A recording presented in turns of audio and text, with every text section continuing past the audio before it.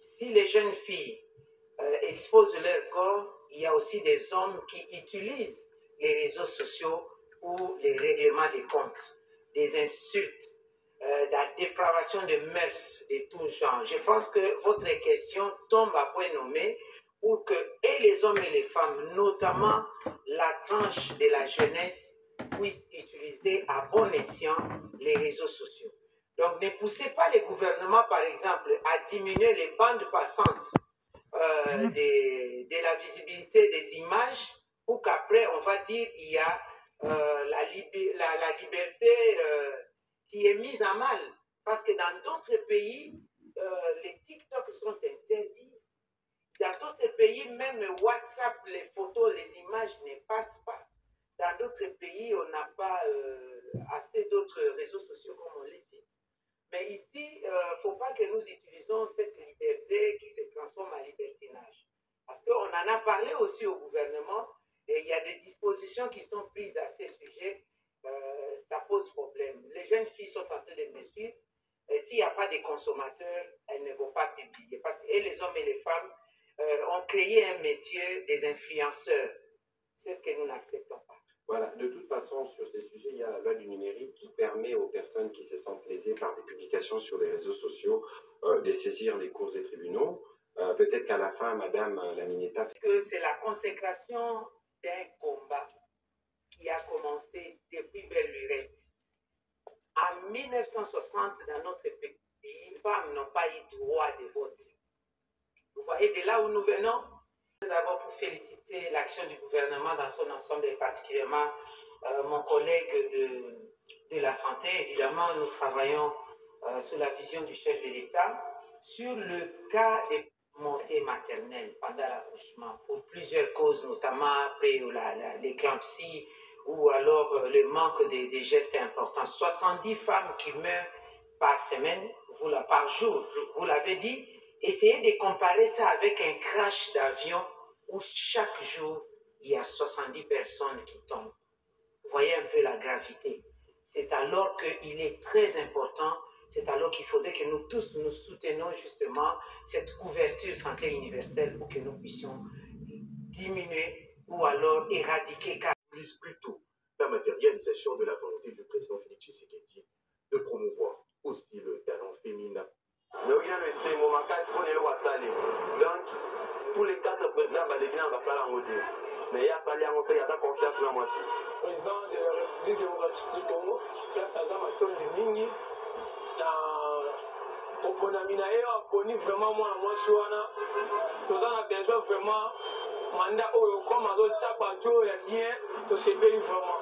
Première femme à occuper cette fonction depuis l'indépendance de la RDC.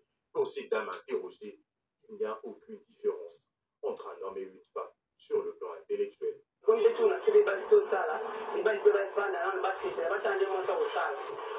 c'est pas ça utile dans la société, mon père pas utile dans la société. Quand je suis sagesse, moi, ça dans mon mobile, ça dans mon côté. Quand je suis intelligent, moi, ça dans mon mobile, ça dans mon côté. Parce que c'est une chance, tout ça la paix. En nous, les pas dans l'histoire de maman. Et à tout ça, on tout c'est de la paix. Exactement.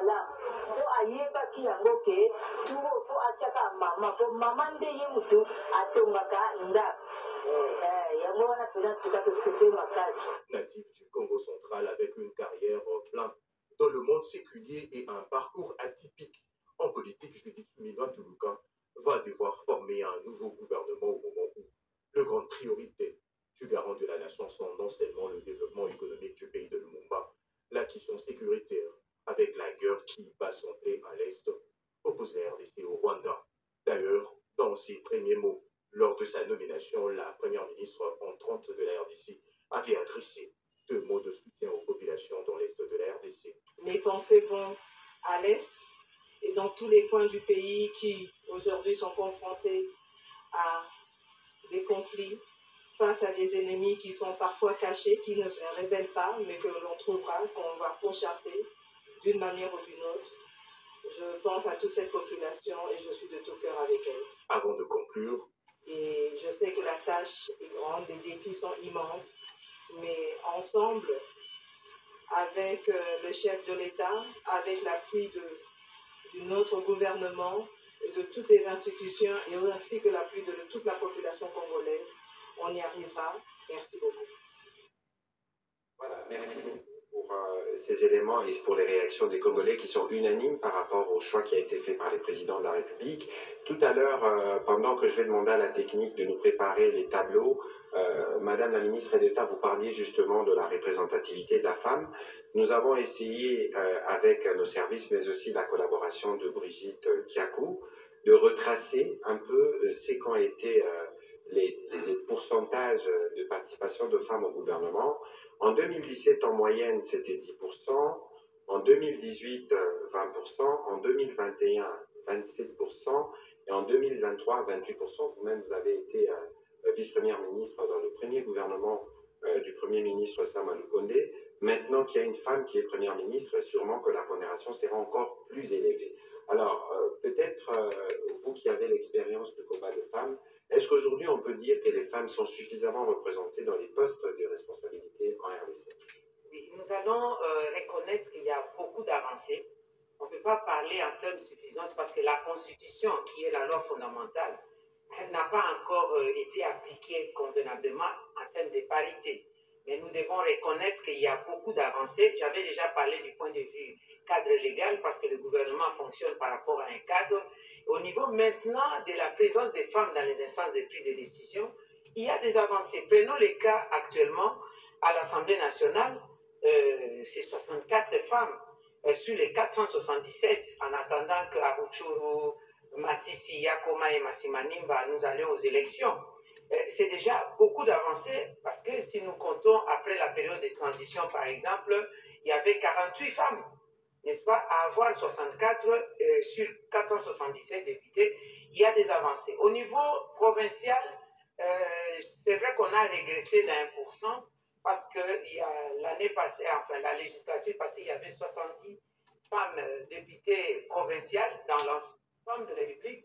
Aujourd'hui, nous en sommes à 67 sur les 688 députés dans son ensemble. Alors, par rapport au Sénat, vraiment ici d'applaudir, parce que pendant la transition, nous avions 3 femmes seulement sur 120 sénateurs. C'est même regrettable de parler en termes de pourcentage. Et lorsque moi j'étais au Sénat, la législature de 2006 à 2011, il y avait 5 femmes sur 118 sénateurs. Et aujourd'hui, nous avons 26 femmes sur 119 sénateurs. Et quand on parle globalement de femmes, il faut voir aussi dans les circonscriptions. Il y a quand même une particularité à reconnaître que les femmes deviennent de plus en plus compétitives. Parce que les postes de nomination, il y a la volonté politique en amont, en termes de cadre légal comme la loi électorale, mais il faut la compétitivité de la femme elle-même. Vous prenez le cas de la province de Tanganyika où il y a 4 sièges de sénateurs, il y a 3 femmes élues et un homme. Donc vous voyez que les femmes sont présentes. Les cas de ma circonscription électorale de Bassoko, sur les 2 sièges ont été raflés par les femmes. Donc à 100%, on a eu aussi dans le passé à Wamba, où il y avait 3 sièges, 2 femmes l'ont apporté et il y avait un homme. Donc c'est possible que les femmes qui sont compétitives puissent passer. Alors si nous revenons dans les institutions encore, et il y a 11% aujourd'hui de femmes qui sont DG, ce n'était pas le cas avant, on avait plus des adjoints. Notamment à la télévision nationale. À la télévision nationale, c'est ce que j'allais dire, je salue et je félicite Madame Sylvie Elengue. Ensemble, nous avions commencé ce combat de la femme dans le réseau Action Femmes. Aujourd'hui, je suis sûr que lors de la nomination de la première femme, première ministre en République démocratique du Congo, elle fait partie, donc Madame Sylvie Elengue fait partie des femmes qui ont jubilé. À la police nationale, nous comptons environ 10% des femmes qui sont à la police nationale et en plus, elles sont dans les instances décisionnaires, elles sont des divisionnaires. Dans le FRDC, nous avons encore 2,5% de femmes, mais cela n'empêche que nous nous réjouissons d'avoir les femmes dans les postes de commandement. Elles sont généraux, les femmes, on appelle les généraux, n'est-ce pas, au pluriel. Et elles sont dans les postes de commandement, ce n'est plus dans les postes d'exécution. Alors, si je dois parler essentiellement sur la police et les FARDC, permettez-moi, nous avions eu beaucoup d'avancées parce qu'il y a eu des réformes sécuritaires qui ont accompagné les lois qui ont accompagné ces réformes, en son temps, une femme de FARDC ou de la police nationale ne pouvait pas, par rapport à son droit civil, de contracter mariage avec un homme qui est dans le même corps, qui est moins séant, qui a un grade moins que lui. Avant le mariage, on procédait à ce qu'on appelle l'assimilation des grades. Une femme capitaine, par exemple, ne pouvait pas être épousée par un homme lieutenant. Avant le mariage, il fallait absolument procéder à l'assimilation des mariages, que le monsieur soit au grade de major pour que le mariage soit accepté. Mais tel n'est plus le cas. Nous avons aujourd'hui des mariages où les femmes ont des grades plus élevés. Et on a tenu compte aussi que les femmes avant, dans l'armée ou la police nationale, ne pouvaient pas exercer les fonctions dans les postes de commandement. Et maintenant, nous avons les femmes dans les postes de commandement. Vraiment, de ce côté-là, il y a des avancées. Nous avons aussi beaucoup de femmes à la diplomatie. Oui. Vous prenez par exemple un pays nouveau où la vision du gouvernement, la vision du chef de l'État a commencé des relations diplomatiques comme les Émirats arabes unis. Et le chef de l'État, il a plu, le Qatar aussi, il a plu de désigner une femme aux Émirats arabes unis qui couvre toute cette partie-là. Donc, comme pour dire que l'homme et la femme, nous avons toutes des compétences, des qualités, mais il est important qu'au niveau des institutions de la chose publique, que nous puissions avoir la parité homme-femme pour que le tableau affiche complet. C'est un peu comme nous donnons l'image, un oiseau pour avoir de l'envol, il lui faut battre les deux ailes. Avec un seul aile, mâle soit-il, donc du côté homme soit-il, ça ne peut pas réussir. Il faut que les deux ailes puissent donner la possibilité à l'oiseau Congo de s'envoler. Alors, je reviens, vous l'avez peut-être pas mentionné, mais on a pour la première fois aussi une femme gouverneur de la Banque centrale. Merci de l'avoir désigné. De la Banque centrale. Donc, les slides que nous avons indiqués tout à l'heure montrent qu'en 5 ans, le président Tshisekedi a augmenté le taux des participations de femmes des 18%, on est passé à 28%, et pas seulement, hein, les différents gouvernements successifs n'avaient qu'en moyenne 10%. C'est l'exemple même de la masculinité positive, mais ce n'est pas seulement ça le point de ce soir, Monsieur le ministre de la Santé. Avec vous, nous avons voulu faire un focus sur tout ce qui est investi, parce que nous savons que c'est la femme qui donne la vie, mais c'est aussi elle qui s'occupe des enfants de manière générale. Je n'ai pas honte de le dire, moi je suis le fruit de ma mère. Qu'est-ce qui est fait de ce côté-là pour nous assurer que les femmes sont bien prises en charge au-delà du programme de la couverture santé universelle dans son volet gratuité de la maternité? Merci beaucoup. Mais déjà, il faut reconnaître que les efforts qui sont faits au niveau de l'amélioration de la parité, ces efforts-là doivent se concrétiser maintenant au niveau de l'amélioration de la condition de la femme tous les jours. Je prends un exemple dans nos coutumes où on voit par exemple que quand une mère prépare à manger, ce qu'elle fait, c'est qu'elle réserve les meilleurs morceaux à l'homme. Et après, c'est seulement là qu'elle et les enfants peuvent manger. Cela entraîne derrière un problème de malnutrition qui malheureusement touche plus facilement les femmes que les hommes. Donc il y a des efforts à faire au niveau de notre façon de réglementer, de notre façon d'agir ensemble, notamment au niveau coutumier, au niveau de nos habitudes, pour que la femme soit réellement protégée. Et cela doit se faire dans les secteurs. Il faut que chaque secteur prenne à bras-le-corps cette masculinité positive et la transforme en action pour améliorer la condition de la femme. Alors, je pense que dans ce pays, notamment dans cette ville de Kinshasa, personne n'oublie que nos mamans étaient en prison parce qu'elles ont accouché. Les mamans restaient en prison avec leurs bébés parce qu'elles ont accouché. Comment est-ce qu'on peut parler d'une masculinité positive, mais on garde une maman en prison parce que tout simplement elle a accouché? Donc c'est parmi les choses que nous ne pouvons pas continuer à accepter. Je rappelle des chiffres qui sont quand même tristes pour nos mamans. C'est le nombre de nos mamans qui meurent tous les jours en donnant la vie. Nous avons à peu près 70 mamans qui meurent tous les jours en donnant la vie. Cela veut dire que chaque heure qui passe, on a plus ou moins entre 3 et 4 mamans qui meurent. Donc on ne peut pas parler d'un côté des efforts qu'on fait sans nécessairement aller au niveau sectoriel et agir. Donc pour ce premier volet, le chef de l'État a décidé qu'on devait lever la barrière financière qui faisait que nos mamans restaient prisonnières dans les hôpitaux. Donc c'est ça qu'on a fait en rendant les soins de maternité gratuits.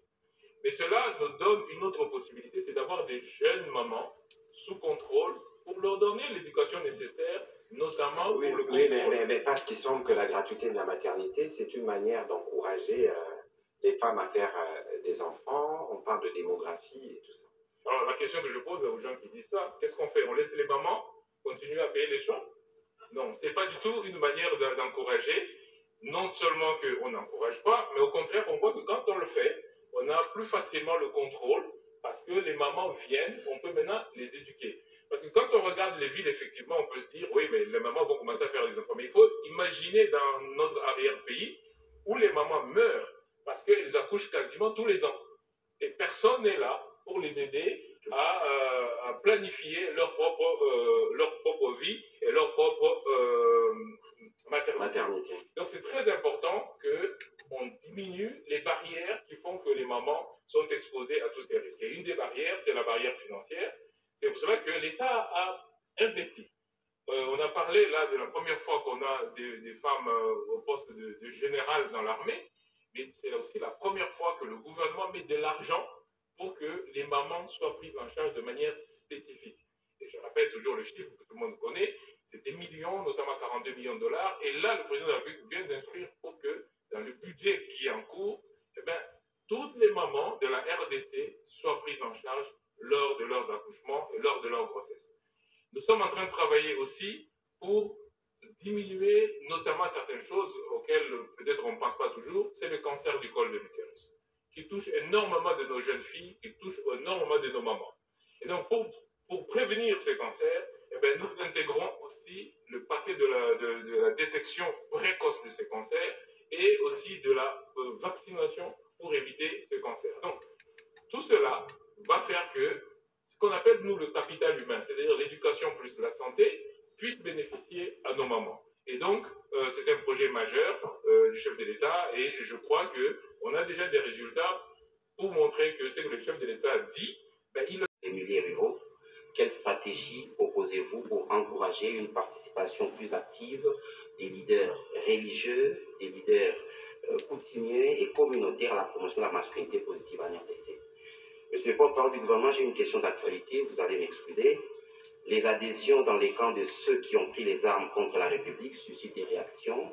Quels commentaires vous faites comme porte-parole du gouvernement sur le propos du cardinal Fridolin Ambongo, qui a fustigé dans son message des Pâques les comportements des autorités congolaises qui, d'après lui, continuent de poser des actes susceptibles de pousser à la rébellion en lieu et place de former un front commun pour faire face à l'ennemi? J'y reviendrai dans quelques minutes. Madame la ministre d'État. Oui, je soutiens qu'il y a des avancées. Nous avons vraiment enregistré des avancées du point de vue de la loi et du point de vue mise en œuvre de la loi. Même chez les leaders religieux. Hier, avant-hier, peut-être vous n'étiez pas né, on ne pouvait pas voir les religieuses qui donnaient de l'Eucharistie. Aujourd'hui, les religieuses donnent l'Eucharistie et puis il y a des mamas Bakambi à l'église qui participent à la messe, même à l'homélie, qui font la lecture. Avant, il n'y en avait pas dans l'église catholique qui était l'église vraiment qui avait des dogmes orthodoxes. Ce n'est pas l'église orthodoxe, mais j'ai parlé de dogmes orthodoxes. Et au niveau même des églises de réveil, vous voyez de plus en plus de femmes. Si nous prenons seulement les cas du combat spirituel de la défunte maman Olangue d'heureuse mémoire, aujourd'hui, il y a toute une panoplie des femmes qui prêchent où les hommes et les femmes sont là, écoutent la parole et acceptent cette parole de Dieu. Du côté des leaders coutumiers aussi, il y a beaucoup de changements. Nous avons des mamas chefs qui ont même à la législative passée, je connais les femmes chefs de groupements qui ont été cooptées députées provinciales. Je prends le cas des groupements Lidé dans le Nord Ubangi, une femme chef de groupement qui a hérité du pouvoir de sa mère et qui a été cooptée députée provinciale. Donc, notre stratégie, nous allons renforcer. Je ne veux pas voir le verre à moitié vide. Moi, je vois plus le verre à moitié plein. La stratégie, nous allons continuer avec la sensibilisation, avec la conscientisation dans nos ménages. Dans nos ménages. Aujourd'hui, les ménages comme le nôtre, dans ma famille, si hier dans ma famille, on disait que la femme ou la jeune fille, on ne peut pas investir là-dessus parce qu'elle finira dans son mariage. Je pense que dans ma famille, à moi, un hôpital qui produit 4 000 $ par jour, tous services confondus. 4 000 $ par jour. En 30 jours, on produit 120 000 $. À cet hôpital, on dit, vos 120 000 $, on ne touche pas, on vous rajoute 80 000 $. Mais avant, vous faisiez déjà la maternité. Et malgré ça, vous produisiez 4 000 $. Mais on vous dit, on vous rajoute. Expliquez-moi, par quelle magie cet hôpital va fonctionner beaucoup moins alors qu'on lui a rajouté de l'argent. Parce que la gratuité ne retire rien. On retire aucun sou à l'hôpital. On ne retire pas un fonctionnement à l'hôpital. On vous ramène l'argent en disant, pour les mamans qui accouchent, ne le faites pas payer. Nous, on paye pour elles. Donc on vous donne un manque à gagner parce que les mamans étaient en prison. Donc expliquez-moi par quel mécanisme cet ajout vient diminuer la qualité. Donc, si on me dit, oui mais maintenant les mamans viennent, alors posez-vous la question, ces mamans qui viennent, avant elles étaient où? Avant elles étaient où? Donc ces bébés mouraient, ces mamans mouraient. C'est pour ça que je vous ai dit au début, là c'est parce qu'on a mis une loupe. On est allé maintenant montrer ce qui se passe. Mais très concrètement, dans les pays où on a mis la gratuité, comme dans beaucoup d'autres pays, eh bien, on voit s'améliorer. Chez nous, ça va s'améliorer aussi parce que j'ai dit, ce n'est pas seulement l'argent. Il faut qu'on améliore la qualité, qu'on améliore les équipements, qu'on améliore tout ça. Et donc, ça vient progressivement. Et rassurez-vous, le personnel est considéré parce que ce qu'on fait, c'est d'améliorer aussi bien les conditions de la maman que les conditions du personnel. C'est ça qu'on fait. Voilà, on va prendre la question de Madame Élisée Odia. Je souhaiterais que nous puissions être brefs pour nous permettre d'en prendre les maximums. Je vais demander à M. Pichu Moulumba d'avancer, M. Félix Matuidi. Allez-y, Madame Élisée Odia. Merci, Monsieur le Ministre. Bonjour, Madame. Bonjour, Monsieur le Ministre. Comme la RTNC, j'ai eu également à faire un baladeur, mais contrairement à la RDC, le résultat par rapport à la nomination d'une femme première ministre ne fait pas l'unanimité. Vous avez tout à l'heure parlé des considérations que vous tentez de balayer d'un revers de la main. Est-ce à dire que la femme doit être traitée différemment d'un homme, d'autant plus qu'on a nommé la compétence, on n'a pas nommé juste le sexe? Est-ce que vous demandez par exemple aux médias de traiter différemment la première ministre si il était un homme? Aussi, vous avez parlé de la consécration d'un combat. Est-ce à dire que c'est la fin de ce combat de la femme? Juste pour ajouter, c'est quoi la prochaine étape après que cette femme soit devenue actuellement Premier ministre? Et par rapport au ministre de la Santé, promouvoir la gratuité de la maternité, c'est mettre à mal l'allocation familiale, selon certains. Enfin, rapidement, peut-être pour le porte-parole du gouvernement, partagez-vous l'avis du secrétaire général de l'UDPS, Augustin Kabouya, qui pointe du doigt l'ancien président de la République comme étant celui qui finance l'AFC ou le M23? Merci, je répondrai à ces questions à la fin. Alors, peut-être, ministre de la Santé, rapidement. Oui, très rapidement. Promouvoir la gratuité, on ne promet pas la gratuité. On ne promet pas la gratuité, on instaure la gratuité. Si vous vouliez dire promouvoir la natalité, ce n'est pas ça que j'ai répondu à ça. On ne promeut pas la natalité. On dit qu'on évite les conséquences négatives du fait que ces mamans ne sont pas prises en charge. Et donc, on ne promet rien du tout. Et au contraire, la planification familiale est incluse dans le paquet de soins. Si vous avez vu les images qu'on a passées avec la première dame, vous avez vu peut-être qu'il y avait l'Agence des Nations Unies pour la planification familiale. Et cette agence-là soutient la gratuité des accouchements. Alors si eux soutiennent la gratuité, ça veut dire quand même qu'ils voient bien l'intérêt.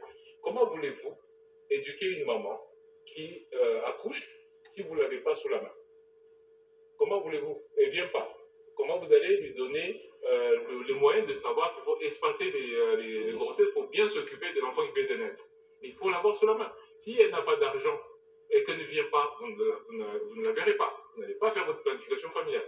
Donc c'est aussi simple que ça. la gratuité résout le problème. Et on n'est pas le premier sur la planète, hein, parce que peut-être les gens peuvent penser que nous, on commence quelque chose de nouveau. J'ai dit ici, à ce plateau, j'ai dit que le Kenya a inscrit ça dans la Constitution. Et donc, ce n'est pas nouveau, sauf que c'est au début, et il y a beaucoup de spéculations qui vont dans tous les sens, mais progressivement, les gens vont se rendre compte que c'est une réforme majeure pour aider la femme, justement. Monsieur le ministre, peut-être que lorsque vous reprendrez la parole, il faudra nous dire ce que vous faites pour les femmes pour d'autres maladies, parce que ce n'est pas seulement la planification familiale ou la gratuité la gratuité de la maternité dont vous vous occupez. Madame la ministre d'État. Oui, merci beaucoup. Nous ne demandons pas que l'on puisse traiter différemment les femmes dans les médias, mais par contre, nous demandons que les traitements de l'information, qu'on y mette une bonne dose d'éthique, aussi de la déontologie dans le travail. Parce que, vous savez, l'image qu'on présente de la femme, les médias constituent le 4e pouvoir. Les médias influencent certaines prises de position. Et aujourd'hui, même avec les réseaux sociaux, lorsque vous lancez directement, pendant que nous nous réjouissons pour la première fois, nous avons gagné notre combat pour avoir une femme qui dirige le gouvernement, et on commence par des questions du genre, elle n'est pas congolaise. On va par des questions du genre, est-ce qu'elle sera en mesure de... Ça, c'est ce que nous demandons, qu'on puisse changer l'approche. Et la prochaine étape, vous savez pourquoi nous le disons ça, c'est pour créer des émules. On a longtemps présenté la femme congolaise comme étant l'image de la pauvreté, donc les stéréotypes, les discriminations. L'image de la femme congolaise, c'est l'image du viol. On ne montre pas qu'il y a des compétences des femmes congolaises. C'est une femme compétente qui mérite qu'on puisse ouvrir ses compétences, aller dans son cursus, présenter ce qu'elle est réellement, au lieu d'aller dans les mensonges. Ça va créer des émules auprès des jeunes filles qui vont dire « Je veux être comme Madame Soumino. Je veux être comme Madame Kabedi, je veux être comme Madame Bazaïba. » Si vous présentez ça négativement, ça ne sera pas possible, même l'opinion. Alors, concernant la prochaine étape, c'est le contenu de la présence des femmes dans les instances de prise de décision. Et nous pensons que nous, les femmes et les hommes, évidemment, nous allons la soutenir. Nous la soutenons déjà pour montrer la bonne gouvernance. Parce que j'ai souvent dit, une femme en politique, la politique la change. Parce qu'elle baigne dans les systèmes. Mais plusieurs femmes en politique, elles changent la politique pour l'intérêt général. La femme a plus la vision sur des questions qui concernent l'intérêt général, même s'il y a des exceptions parfois qui vont en dehors de la ligne que nous attendons, mais en ce qui concerne la femme, la règle, c'est l'intérêt général. Mais ici, je peux me permettre un petit commentaire à ce sujet. Nous savons tous mondialement que les femmes sont dans un combat. Souvenez-vous, nous étions avec vous d'ailleurs à Pennsylvanie pour la Convention des démocrates, oui. Lorsque pour la première fois, les ont aligné une femme candidate présidente de la République, Hillary Clinton, qui n'a pas pu briser les chapeaux de verre. Nous sommes aux États-Unis d'Amérique, et lorsque vous regardez en France, aux États-Unis, il y a toujours une attention particulière qui est accordée à la femme. Non pas parce que c'est une femme, mais parce qu'il y a une justice qui doit être faite sur la perception et sur le fait que les femmes ont été longtemps exclues. Et donc la masculinité positive, le he for she dont on parle, c'est des hommes qui se tiennent aux côtés des femmes, y compris pour casser les caricatures du type « moi c'est ton arambokate, pour moi c'est maçon azalarate ». Voilà, sur votre question. Alors qu'il y a des femmes maçons. Alors qu'il y a des femmes maçons. Il y a des femmes ajusteurs, il y a des femmes pilotes. Il y a des femmes quado, il y a des femmes motards. En tout cas, la RDC est en train de briser de plus en plus ces clivages-là. Nous allons de l'avant. D'ailleurs, on devait suivre l'exemple. Vous savez, les pays nordiques, par exemple, qui ont cru à la capacité des femmes, sont les pays les plus développés aujourd'hui. Regardez dans les statistiques. On va y arriver. Alors, on va prendre la question de Pichimumba. Le patriarche Antoine Gizet, une adoreuse mémoire, me disait « La parité est un complot des hommes pour plafonner les ambitions de la femme. Parce qu'il y a plus de femmes que d'hommes, les femmes devraient avoir plus de 50%. » Bon, c'était notre débat. Monsieur Pichimumba, allez-y. Merci, Monsieur le ministre, pour la parole. J'ai deux préoccupations. La première, c'est à Madame la ministre d'État. parlant du combat du genre, madame, vous avez épinglé des avancées à enregistrer. Elles sont énormes. Cependant, des défis, il en reste encore. C'est notamment les normes socioculturelles qui entravent. La RDC est au-delà de l'équité. Nous sommes dans la parité. L'égalité dont on parle, c'est l'égalité des droits. Il ne s'agit pas de l'égalité homme-femme, l'égalité physiologique ou l'égalité biologique. Il s'agit de l'égalité des droits. Les droits des femmes sont les droits humains. Vous soyez homme avec petit h, vous soyez femme, les droits sont égaux. L'équité, il s'agit de la proportionnalité, il s'agit de ce que nous disons la discrimination positive. Par exemple, sur la participation, s'agissant par exemple des nominations ou des désignations, même l'envoi à mission. Il y a une mission où on doit réserver 3 places pour les agents, où il y a 3 sièges. L'équité, c'est qu'on tienne compte des compétences des hommes et des femmes sur la même égalité des droits, mais par rapport à la discrimination positive, l'équité, c'est qu'on y met 2 hommes et 1 femme, 2 femmes et 1 homme pour élever les niveaux de la participation des femmes. Mais en ce qui concerne l'équité, en termes de participation, la RDC est au-delà de l'équité. Par rapport aux élections, la responsabilité est partagée. Les partis politiques devaient mettre en place des mesures incitatives qui incitent les femmes à participer. Par exemple, avoir les répertoires des banques de données, des bases de données des femmes dans leur parti politique. La loi a mis en place ce qu'on appelle des mesures incitatives, pas des mesures contraignantes. C'était des mesures positives pour dire le parti qui aura apporté une liste paritaire homme-femme, autant nombre d'hommes et de femmes, et ces partis-là ne va pas payer la caution électorale. C'était une bonne opportunité où les partis pouvaient en profiter pour aller chercher les femmes. Parce que quand il y a des manifestations, les femmes sont là, les femmes ne manquent pas. De l'autre côté, les femmes devaient être aussi compétitives.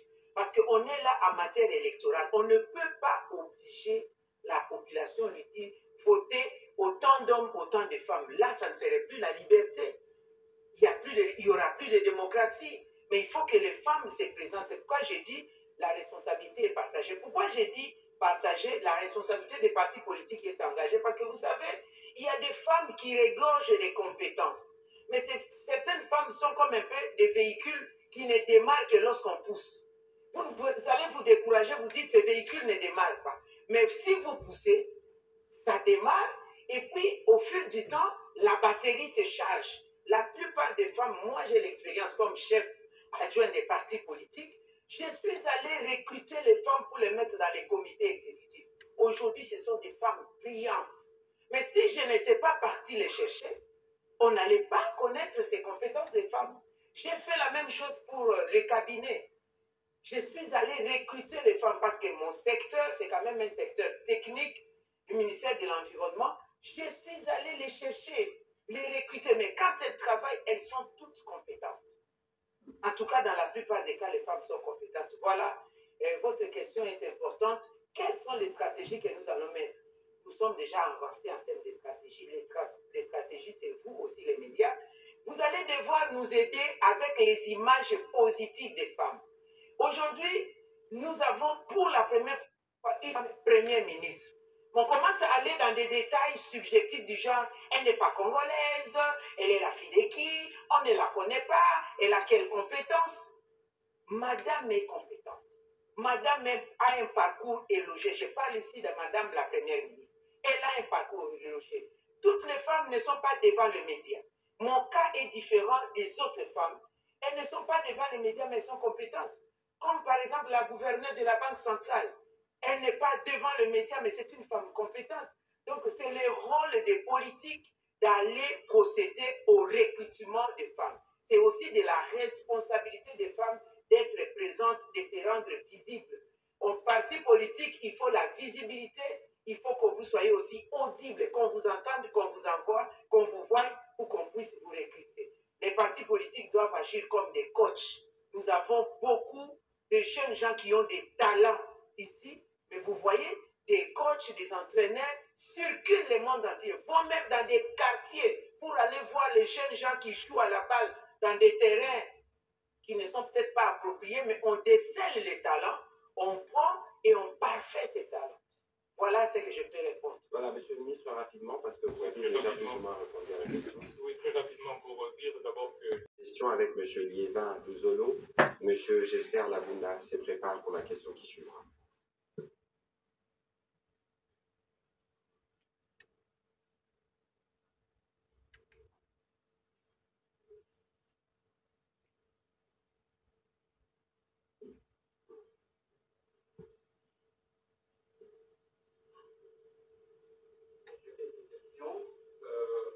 La première, c'est avec le ministre de la Santé.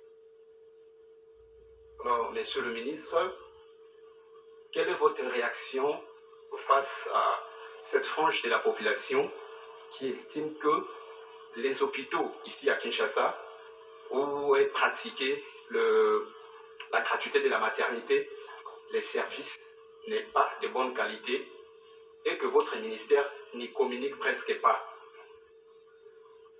Alors, je crois, dernièrement, vous avez aussi, ça c'est la deuxième question, vous nous avez parlé aussi des matériels qui devraient être importés, pourtant soit peu aider ces hôpitaux qui devraient pratiquer la gratuité de la maternité. Où en sommes-nous maintenant? À la ministre de l'Environnement, félicitations pour vos efforts qui continuent d'aboutir et qui donnent des fruits. Ma question est celle-ci. Dans votre secteur de l'environnement, comment êtes-vous arrivé, ou si vous l'avez fait effectivement, à autonomiser la femme congolaise dans votre secteur de l'environnement? Une question d'actualité à notre patron de médias, si vous l'autorisez. Monsieur le ministre, quelle est la lecture du gouvernement par rapport à cette adhésion massive de 54 du parti présidentiel, de l'ancien parti présidentiel à la guerre d'agression rwandaise de la partie Est de la RDC? Adhésion massive, il faut relativiser, j'y répondrai d'ici la fin, le temps qu'on évolue dans les sujets du jour. On va commencer par Madame la ministre d'État, justement. Comment réagissez-vous à la question posée par M. Guémet sur l'autonomisation des femmes? Oui, merci. L'autonomisation des femmes par rapport à l'environnement. Il faut d'abord souligner que l'environnement, c'est un méga secteur. L'environnement, gestion durable des forêts, l'environnement, assainissement, l'environnement, protection des eaux, l'environnement, protection de la biodiversité. Et l'homme et la femme sont au centre des préoccupations. Comme vous savez, lorsqu'on parle des forêts, par exemple, la majorité de la population qui est constituée de femmes vit aussi à l'intérieur du pays. Les femmes sont sensibilisées pour la protection de nos forêts, la gestion durable de nos forêts. Mais les femmes sont accusées de détruire la forêt parce qu'elles utilisent les bois comme énergie. Elles ne détruisent pas, c'est leur survie, c'est la vie. Tout ce que les gouvernements sont en train de faire, c'est de donner ce qu'on appelle l'alternative à ces femmes-là. Nous avons des programmes de forêts communautaires, nous avons des programmes de l'énergie propre, par exemple, nous avons des programmes de réduction de la destruction des forêts en utilisant le bois comme énergie avec les briquettes pour utiliser, les foyers améliorés, c'est le programme que j'allais dire. Par rapport à l'assainissement, par rapport aux eaux, nous gérons aussi les femmes, nous leur expliquons comment rendre l'eau propre parce que les maladies hydriques sont les maladies les plus mortelles dans l'humanité, comme les maladies qui viennent des laits. Alors, nous essayons de sensibiliser, de responsabiliser les femmes. La femme constitue l'élément principal de protection de l'environnement et non la femme considérée comme étant destructrice de l'environnement. Il y a toute une panoplie, même en ce qui concerne la gestion des déchets. Nous nous lançons dans les triages, dans la séparation des déchets, dans l'éducation de la propriété de le foyer, de nos ménages, avant de sortir à l'extérieur. Encore que ce n'est pas la responsabilité seule de la femme, c'est notre responsabilité au niveau du gouvernement pour donner l'encadrement, l'éducation, la sensibilisation de la femme et surtout en ce qui concerne la gestion des déchets, c'est la politique de collecte et de l'évacuation et de gestion des déchets. Donc il y en a plusieurs, on pourrait peut-être avoir l'occasion d'avoir toute une émission pour parler de cette question parce que c'est gigantesque. Voilà, merci, Monsieur le ministre de la Santé, pour les questions qui vous concernent. Merci beaucoup. Alors, deux questions. La première sur la qualité des soins, la deuxième sur les équipements. Alors, pour la qualité des soins, je rappelle d'abord que ce que nous avons fait avant de lancer la gratuité des accouchements, avant de lancer toute la couverture santé universelle, c'est faire l'étude des lieux, voir quelle est la situation réelle. On sait que la qualité des soins était déjà mauvaise de manière générale. De manière générale, parce que la qualité des soins, il faut y mettre le contenu. La qualité des soins, c'est la qualité du prestataire, c'est la qualité du diagnostic, c'est-à-dire est-ce qu'il y a les équipements pour diagnostiquer, c'est la qualité des médicaments, parce qu'à la fin, il faut donner les médicaments. Donc, ce sont ces trois choses-là qui constituent la qualité de soins.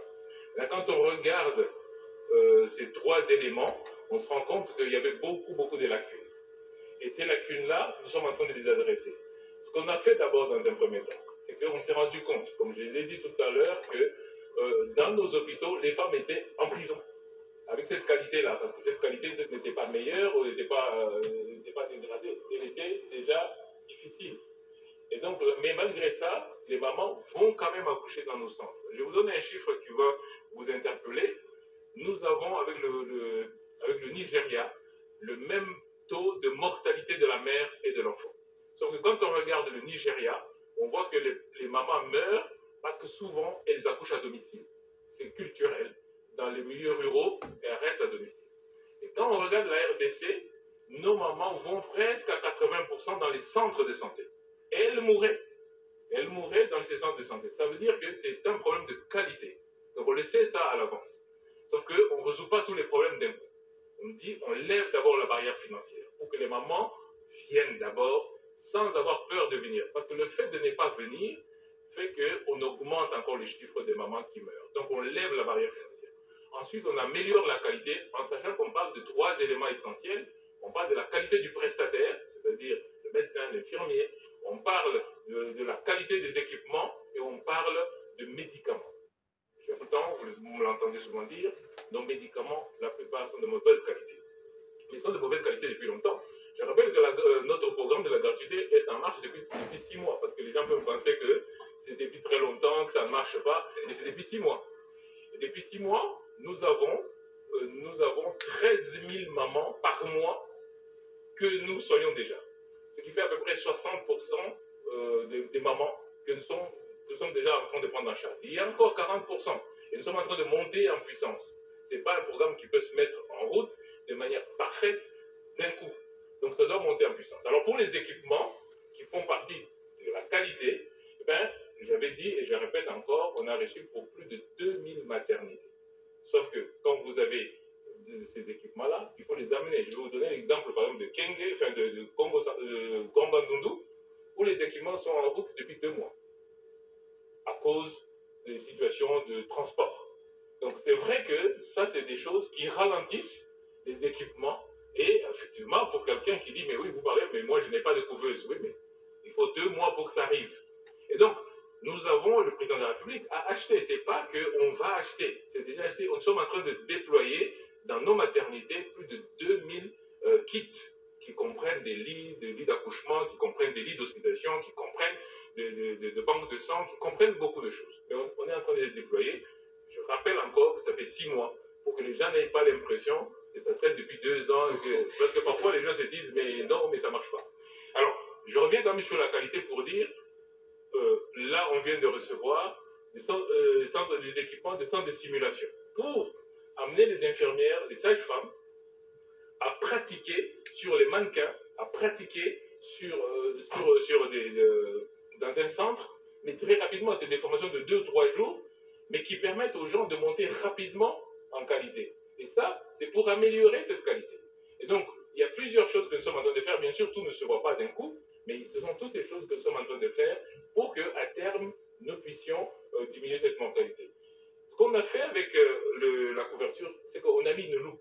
Maintenant, on voit ce qui se passe. Avant, on ne voyait pas. Ces mamans ne venaient pas. On ne savait pas ce qui se passait. Ils mouraient sans qu'on sache.